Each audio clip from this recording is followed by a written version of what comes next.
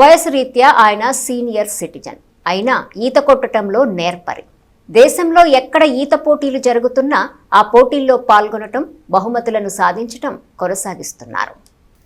ఆయన పేరు గుడికందుల అర్జున్ రావు. వయస్సు 63 ఏళ్లు. ఇటీవల కేరళలోని కొచ్చి పెరియర్ నదిలో, సిమ్లాలోని బిఎస్ నదిలో ఈత పోటీల్లో పాల్గొని బహుమతులు సాధించారు.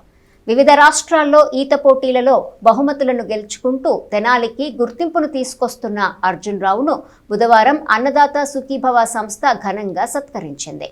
పొట్టి శ్రీరాములు బొమ్మ సెంటర్లో అన్నదాత సుఖీభవ సంస్థ నిర్వహిస్తున్న చలివేంద్రం వద్ద మజ్జిగ పంపిణీ చేశారు. అనంతరం స్విమ్మర్ అర్జున్ రావును ఘనంగా సత్కరించారు. అర్జున్ రావు పట్ల తమకున్న అభిమానాన్ని చాటుకున్నారు.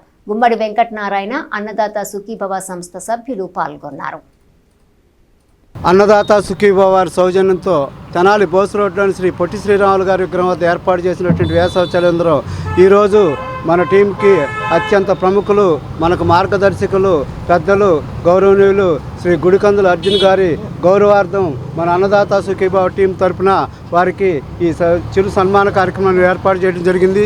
కారణం, వీరు గొప్ప దేశంలోనే ప్రముఖమైనటువంటి 60 సంవత్సరాలు దాటినటువంటి వయస్కుల్లో గొప్ప స్విమ్మర్గా పేరు పొందినటువంటి వ్యక్తి. వీరు గత మాసంలో కేరళ వెళ్ళి 3rd ప్రైజు, అదేవిధంగా ఈ మాసంలో నిన్న 4 days బ్యాక్ కూడా మన సిమ్లా వెళ్ళి బియాస్ నదిని ఈదినటువంటి గొప్ప వ్యక్తి. అక్కడ కూడా దేశవ్యాప్తంగా పాల్గొన్నటువంటి వారిలో 3వ ప్లేస్ సాధించి మన అన్నదాత సుఖీభావ టీంకి మరియు తెనాలి పట్టణానికి పేరు తీసుకొచ్చినటువంటి గొప్ప వ్యక్తులు వీరు గౌరవార్థం ఈ కార్యక్రమం ఏర్పాటు చేయడం అనేది మాకెంతో గౌరవంగా ఉంది. నేను 55 సంవత్సరాలు వయసు ఉన్నప్పుడు స్విమ్మింగ్ నేర్చుకున్నాను.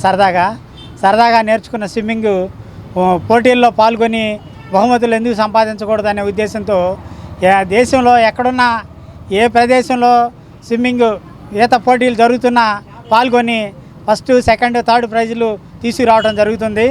మరి అలాగనే పోయిన నెలలో కేరళలోని కొచ్చి ప్రాంతానికి వెళ్ళి కొచ్చి పెరియార్ నదిలో 2 కిలోమీటర్లు స్విమ్మింగ్ పోటీల్లో పాల్గొని 3rd ప్రైజ్ సాధించడం జరిగింది.